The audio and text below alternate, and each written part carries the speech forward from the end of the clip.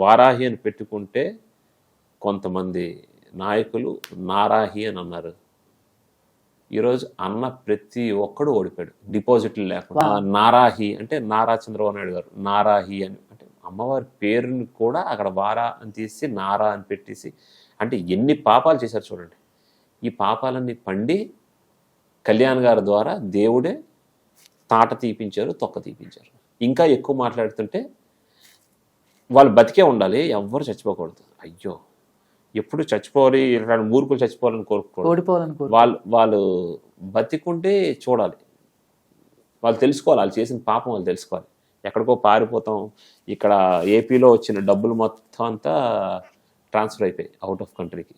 So అన్నీ safe అని అనుకుంటున్నారు. ఎక్కడికి వెళ్ళినా కళ్యాణ్ గారు వదలరు, పట్టుకొని లాగి సినిమాల్లో లాగుతారు కదా, అంతకన్నా దారుణంగా లాగి లించబెడతారు. సో కళ్యాణ్ గారితో పెట్టుకోవడం మంచిది.